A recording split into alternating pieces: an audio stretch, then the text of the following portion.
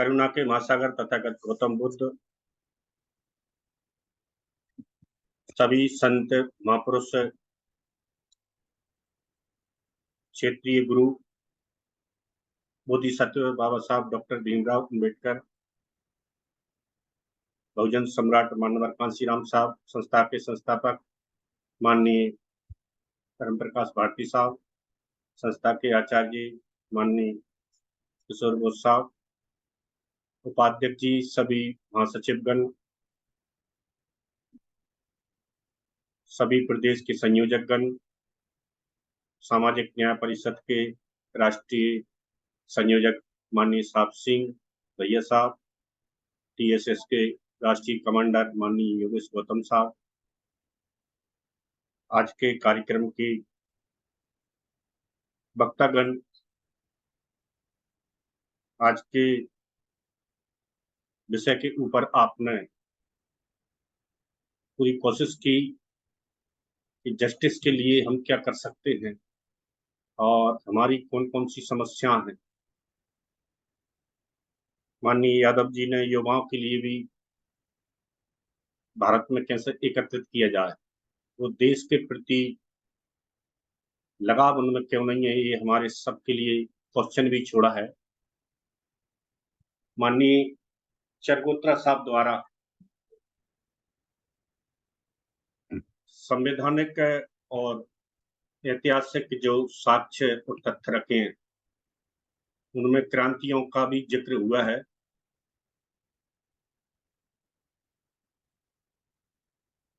ये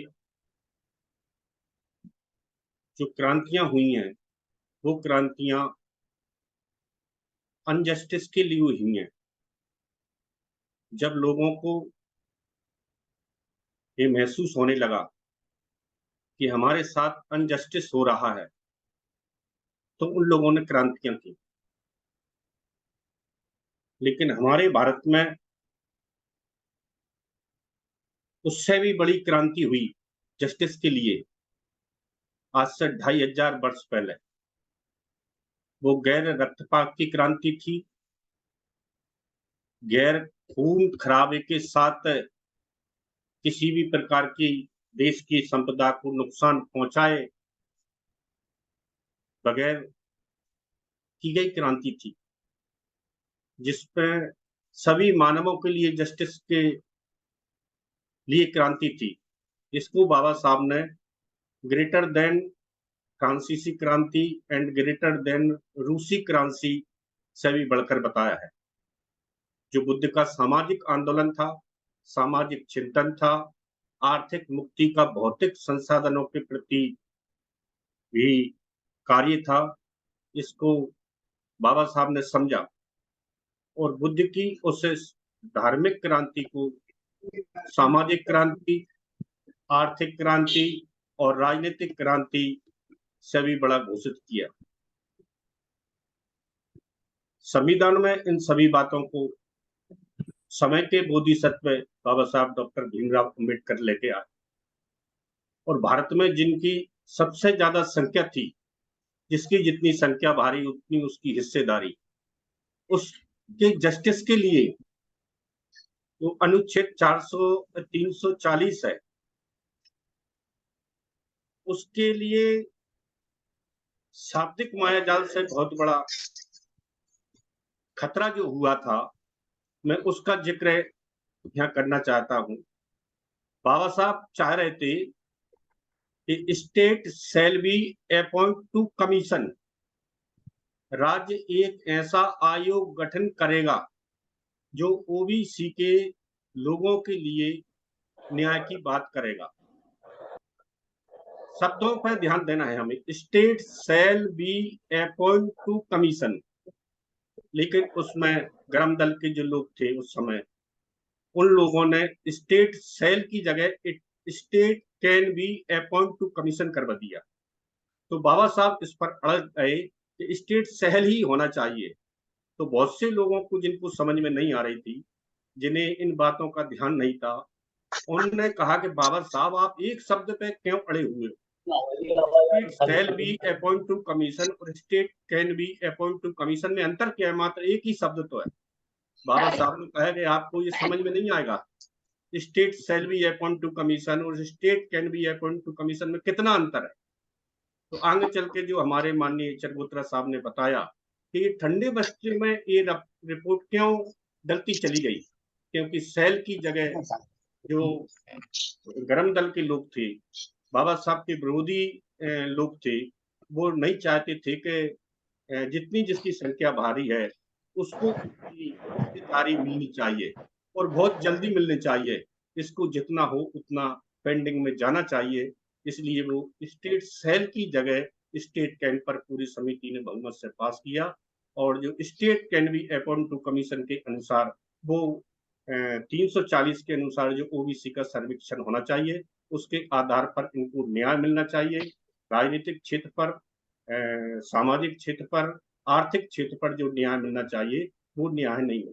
इस जस्टिस की लड़ाई थी, लेकिन अगर आपके साथ जस्टिस नहीं हो रहा है तो फिर अनुच्छेद 32 भी है कि आपको ऐसा लगता है कि हमारे साथ अनुच्छेद 340 के अनुसार न्याय नहीं मिल रहा है, तो आप अनुच्छेद 32 के अनुसार लोअर कोर्ट से लेकर अपर कोर्ट तक अपने जस्टिस के लिए मांग रख सकते हैं। हमारे एडवोकेट साहब हैं, वो अच्छे तरीके से जानते हैं कि आर्टिकल 32 आपके शोषण के विरुद्ध, आपके अन्याय के विरुद्ध अगर कोई तानाशाह खड़ा होता है तो आप कोर्ट में जा सकते हैं।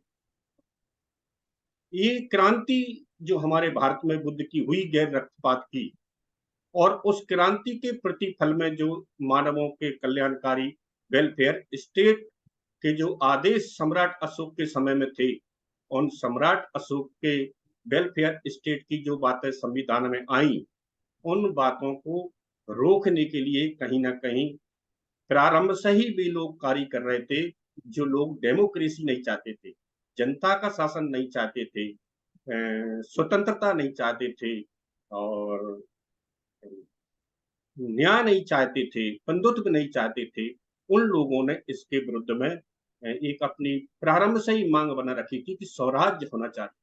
स्वराज्य के लिए वो मांग कर रहे थे। तो स्वराज्य उनको जब ऐसा दिखने लगा कि अब भारत में स्वराज्य होने वाला नहीं है, तो उन्होंने अपना एक अलग दल खड़ा कर कर भारतीय जो सुपरमेसी ऑफ लॉ है, विधि की सर्वोच्चता है, उसके विरुद्ध एक समाज में ऐसा संदेश डाल दिया कि जो हम चाहते थे, हमारा शासन होना चाहिए था, स्वयं का राज्य होना चाहिए था, भय राज्य न होकर ये जनता का राज्य हो गया है। इस जनता को राज्य को खत्म करने के लिए समय समय पर बहुत से लोगों के स्टेटमेंट आते रहते हैं। अभी अभी विवेक देवराय का जो स्टेटमेंट आया, विवेक देवराय ने कहा कि हमारे संविधान 1950 में जब से लागू हुआ, उस समय की कंडीशंस क्या थे भारत के, आज वह कंडीशंस नहीं है। तो उस में अमेंडमेंट लाना चाहिए और बहुत सारे अमेंडमेंट हो भी चुके हैं, लेकिन 1973 के अमेंडमेंट के आधार पर ये कहा गया है कि इसके जो मूल संरचना है, जो इसका स्ट्रक्चर है मौलिक अधिकारों का, उसके साथ छेड़छाड़ नहीं की जाएगी। तो इस मूल संरक्षण जो स्ट्रक्चर है उसके साथ छेड़छाड़ करने की समीक्षा की जानी चाहिए। अब हमको 2047 में भारत कैसा होना चाहिए, 2047 में संविधान कैसा होना चाहिए, एक बदलते स्वरूप के संविधान पर खुलकर बहस करने के लिए मैं अपना व्यक्तिगत मत रखता हूँ। ऐसा उन्होंने बाद में जस्टिफाई भी किया। 2047 का संविधान भारत का नया संविधान होना चाहिए। इस प्रकार से ये बातें सामने आती हैं। हमारे लोगों को और खासकर से युवा वर्ग को ये क्रांति, बगैर खून खराबे की क्रांति के कारण जो हमें जस्टिस मिला, बुद्ध की थॉट से ये जस्टिस मिला, उस बुद्ध की थॉट को भारत में सम्राट अशोक समझ पाए थे कि पूर्ण रूप में बाबा साहब समझ पाए थे, और भारत में इसको लागू कैसे करना चाहिए, युवाओं में इसके चाहत कैसे पैदा करना चाहिए, वो कार्य हमको मानवर कांसीराम साहब ने करके सिखाया था।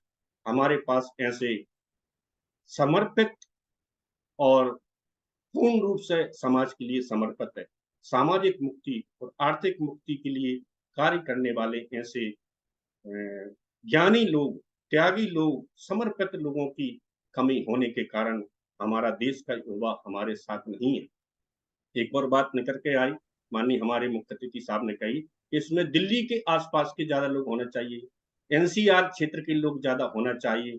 जबकि हमारी सोच तो ये है कि अगर मानवर कांसीराम साहब की तरह उनका फार्मूला जो उन्होंने दिया था बहुत छोटा, एनडीएस वाला जो फार्मूला था, अगर सबकी नीड है तो इसको डिजायर करिए। अगर सबकी आवश्यकता है न्याय की, तो एनसीआर क्षेत्रीय क्यों, पूरे भारत के लोगों की आवश्यकता है मौलिक अधिकारों की रक्षा करने की, डेमोक्रेसी की रक्षा करने के लिए सबकी आवश्यकता है। तो सबकी इच्छा भी होना चाहिए। जब सब लोगों की आवश्यकता और इच्छा के आधार पर स्ट्रेंथ हम खड़ा करेंगे, पूरे देश के लोगों की स्ट्रेंथ के लिए राष्ट्रीय बौद्ध महासभा, सामाजिक न्याय परिषद आह्वान करती है। तो इन सब चीजों को करने के लिए आपसे थोड़ी त्याग की भी आवश्यकता है। त्याग के लिए, इन कार्यक्रमों को करने के लिए हमें आर्थिक सहायता पहले बहुत आवश्यक है। तो जुड़े हुए सभी साथी जो लगभग 87-88 साथी जुड़े हुए हैं, अगर आज ही आप दिए गए टारगेट के अनुसार राशि एकत्रित कर दें, तो जो फंडामेंटल प्राथमिक आवश्यकता है उनको बुक कर दिया जाए। माननीय हमारी दिल्ली की जो कमेटी है, आयोजन समिति है, उसके ऊपर माइंडली कोई प्रेशर ना रहे इकोनॉमिक के लिए। तो सभी साथियों से मेरा निवेदन है। अभी कल 2 दिन में 3 दिन में हमारे बहुत सारे साथियों ने पैसे जमा किए भी हैं, उनके लिए मैं धन्यवाद और साधुवाद ज्ञापित करता हूँ। उसकी जानकारी राष्ट्रीय कार्यालय के में हमारे जो सचिव हैं मुकेश गौतम जी वो रखेंगे। और प्रदेशवार जो भी टारगेट दिया है, उस टारगेट को मेरा आपसे निवेदन है, जैसे चरगोत्रा साहब ने कहा है, आज बैंक बंद रहेंगे लेकिन कल बैंक खुल जाएंगे। और आज तो डिजिटल का जमाना है, डिजिटल रूप से भी हम मनी सेंड कर सकते हैं। फिर भी अगर हम मनी सेंड नहीं कर सकते तो कल 11 बजे बैंक खुल जाएंगे। कम से कम प्रत्येक साथी को जो टारगेट मिला है वो तो पूरा हम करेंगे ही करेंगे। उसके साथ जितने भी साथी जुड़े हैं और जितने भी और साथी नहीं जुड़े हैं, अपनी, अगर हम, हमारे अंदर चाहत है, हमारी आवश्यकता है संविधान, हमारा आवश्यकता है न्याय, हमारे लिए आवश्यक है डेमोक्रेसी, तो आप इसको इच्छा में परिवर्तित करिए। आवश्यकता को इच्छा में परिवर्तित करिए कि मैं इच्छित हूँ और मुझे कुछ भी करना पड़े, मैं आर्थिक रूप से आज ही इसको सहायता पहुंचाऊंगा और मैं और मेरे साथियों को ले जाकर बताऊंगा कि ये देश किधर जा रहा है, किधर बदल रहा है। और हमारी जो सुविधा है कहीं वास्तव में 2047 में खत्म तो नहीं हो जाएगी। जैसा समीक्षा का विवेक देव राय जी ने कहा, सम्मानित शब्द से हम सबका संबोधन करते हैं क्योंकि हम संवैधानिक संसाधनों का ही उपयोग करते हैं, इनका ही हमको उपयोग करना चाहिए। बाबा साहब ने कहा है कि किसी भी स्थिति में संवैधानिक संसाधनों का उपयोग हमको करना चाहिए।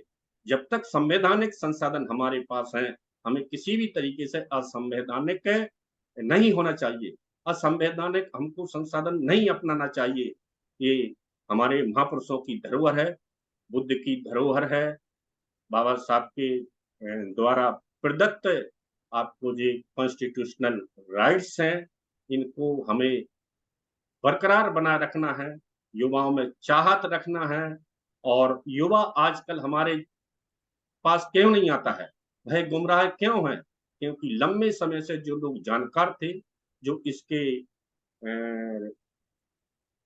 काम के बारीकी से लोगों को बताने के लिए जवाबदार व्यक्ति थे, जो पहले सीख गए थे, वो लोग चुप होकर अपने घरों में बैठे रहे। वो लगातार एक बड़ा परिवर्तन चाहते थे, लेकिन बड़ा परिवर्तन एकदम नहीं आता। विचारधारा पौधे के समान होती है, जो एक बीज से अंकुरित होती है और उसको खाद और बीज, एक प्रचार जो है पौधे को खाद और पानी की आवश्यकता होती है, उसे प्रोटेक्शन की भी जरूरत होती है। उसको हम एक विचारधारा हमेशा ऊपर से आती है, लेकिन उसका जो प्लांटेशन होता है वो सॉइल पर होता है। सॉइल हमारी सोसाइटी है, सोसाइटी में जब तक हम ये महापुरुषों की थॉट नहीं डालेंगे, सॉइल और सोसाइटी में जब तक उसको प्लांटेशन नहीं करेंगे, तब तक सोसाइटी में उसके रूट्स बहुत गहराई तक डीपली नहीं जाएंगे। हम तना बनना तो चाहते हैं, बड़ा तना खड़ा करना चाहते हैं, बड़ी बड़ी शाखाएं देखना चाहते हैं, लेकिन सॉइल में उसकी रूट्स नहीं है, सोसाइटी में उसके रूट्स नहीं है। और रूट्स को खड़ा करेंगे जब हम प्रत्येक व्यक्ति तक उस रूट्स को ले जाएंगे, तो उस रूट्स से पोटेशियम भी मिलेगा, कैल्शियम भी मिलेगा, फर्टिलाइजर्स भी मिलेंगे। जब इतनी सभी चीजें एक साथ मिलेंगी और प्रतिक्रांति के दौर से, तूफानों के दौर से अगर वृक्ष की शाखाएं भी ढह जाएंगी, पूरा तना भी ढह जाएगा और रूट सुरक्षित रहेंगी, तो ये रूट से फिर से ग्रो कर जाएंगी, फिर से प्लांटेशन हो जाएंगी। मानवर कांसीराम साहब ने इस समाज में रूट्स को तलाशा और उन्होंने कहा कि जो रूट्स खत्म हो चुकी हैं, उन रूट्स को मैं दोबारा से जागृत कर दूंगा।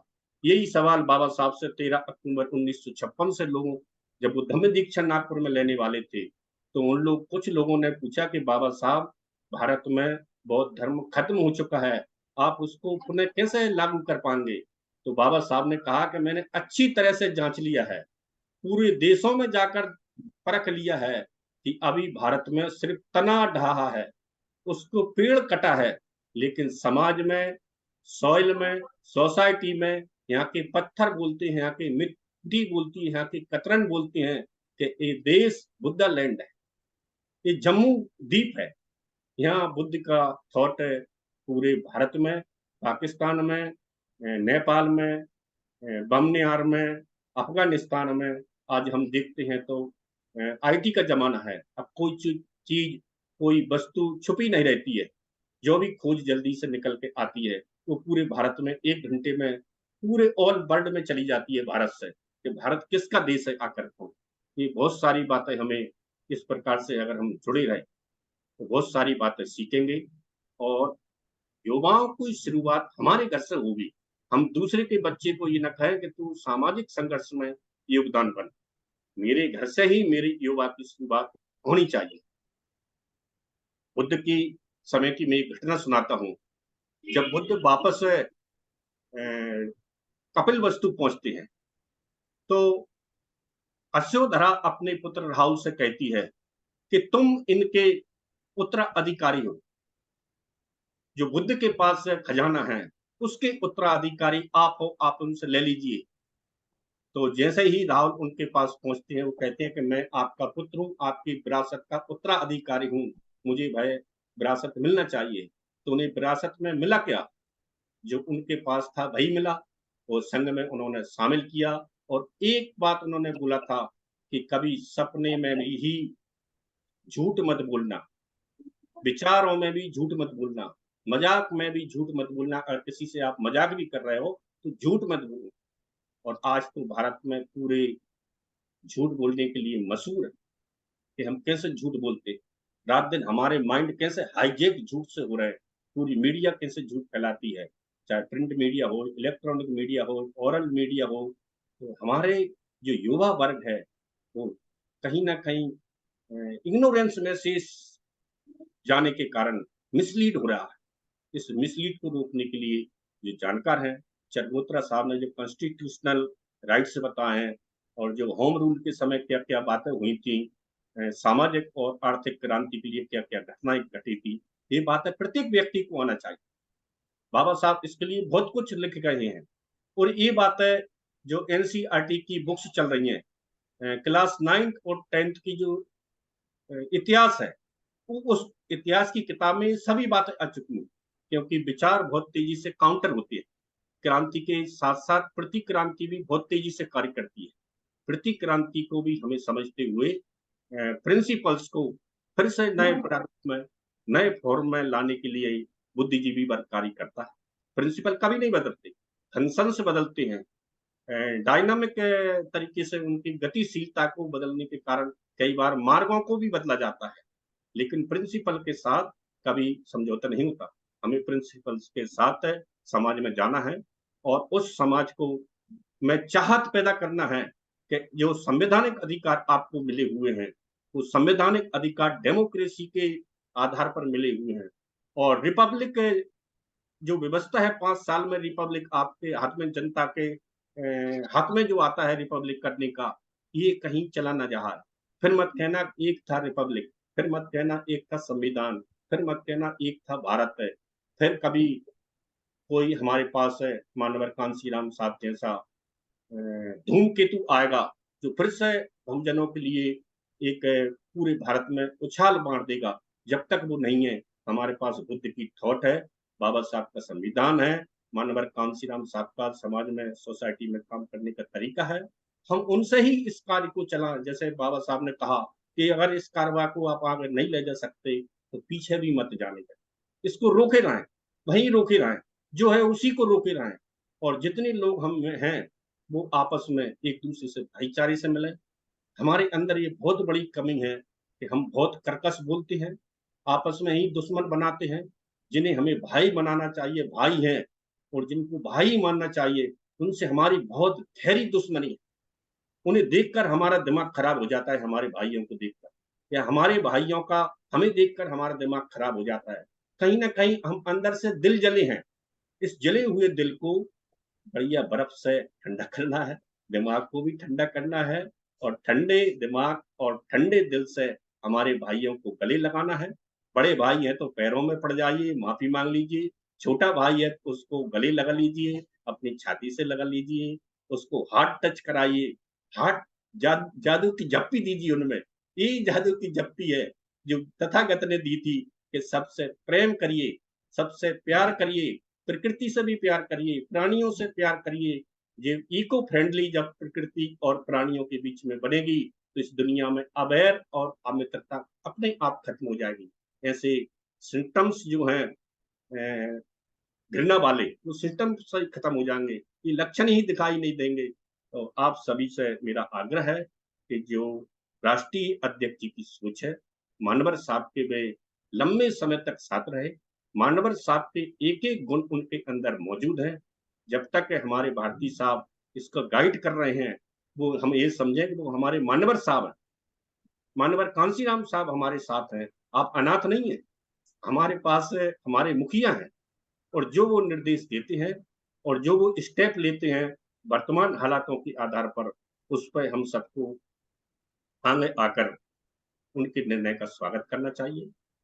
कभी निर्णय लिए गए और निर्णय के अनुसार अगर हम कार्य करते हैं तो निष्फल कभी नहीं जाते, उसका प्रतिफल जरूर आएगा, आउटपुट जरूर आएगा। और जब आप प्रतिक्रांति को मैदान ही खुला छोड़ दोगे, तो मैदान में वो अपने हिसाब से अपने प्लांटेशन करेंगे, अपने हिसाब से अपने क्रॉप्स लगाएंगे, अपने हिसाब से वो फसल लगाएंगे, अपने हिसाब से फसल काटेंगे। लेकिन हमारी फसल क्या है? मानव मानवों को सबके लिए भाईचारा हो, मानव मानवों में स्वतंत्रता हो, मानव मानवों में न्याय हो। ये सब बातों के लिए हमारे पास जो थॉट है, उसके साथ हम काम करेंगे। उसी थॉट के विरुद्ध अगर कोई अनजस्टिस होती है, तो हमारे पास विधि है। विधि के लिए अभिभाषक गण है, जो आपको बहुत कम पे पर आपकी लीडिंग करते हैं। एक होता है लीडर और एक होता है पे लीडर। तो हमारे जितने भी अभिभाषक हैं, आपसे थोड़ी सी पे के बदले में सुरक्षित रखते हैं, तो हमारे साथ अनजस्टिस हो रहा है। ये हमारा राष्ट्रीय बौद्ध महासभा है, सामाजिक न्याय परिषद है, डीएसएस है, ये आपके लिए अनपेड आर्मी है। अनपेड आर्मी कभी कभी आपसे आर्थिक सहायता मांगती है, तो आपके लिए रात दिन अपना समय देकर, अपना दिमाग देकर, अपना शरीर देकर आपके जस्टिस के लिए खड़ी रहती है। तो आर्थिक सहायता की आज बहुत जरूरत है। जिन साथियों को टारगेट निर्णय लिया गया है, वो उनसे मेरा निवेदन है कि शीघ्र जमा करेंगे, जिससे हम कार्य को आगे बढ़ाएंगे। आप सभी ने मुझे इतना सम्मान दिया, आपने सबने सुना, मैं आपका बहुत बहुत आभारी हूँ। हमारे राष्ट्रीय अध्यक्ष जी का बहुत बहुत आभारी हूँ कि आप सबको जोड़े रखते हैं, आपके न्याय के लिए वो रात दिन सोते नहीं है। कभी कल पश्चिम बंगाल में थे, तो आज कानपुर में है। वो 24 घंटे काम करते हैं, रात में चलते हैं, दिन में काम करते हैं, रात में चलते हैं, दिन में काम करते हैं। जबकि उनका स्वास्थ्य और उनका पर्सनल जो डॉक्टर है, वो अनुमति नहीं देता इसके लिए कि आप इतना संघर्ष करिए, आप इतनी भागदौड़ करिए। बिल्कुल उनका शरीर इतना साथ नहीं देता, जितनी तरह से हम हेल्दी हैं, उतने वो हेल्दी भी नहीं है। तो हम उनके ज़्यादा भाग-दौड़ को ना कराएँ, हम भी खुद भाग-दौड़ करें और जिसको जो जवाबदारी मिली हुई है, उस जवाबदारी को निभाएँ। मेरा यही आपसे निवेदन है, क्योंकि मैं आपका कुछ साथियों का समकक्ष भाई होऊँगा, कुछ साथियों का छोटा भाई होऊँगा, कुछ साथियों का बड़ा भाई होऊँगा। निवेदन, सादर नमो बुद्धाय, जय हिंद।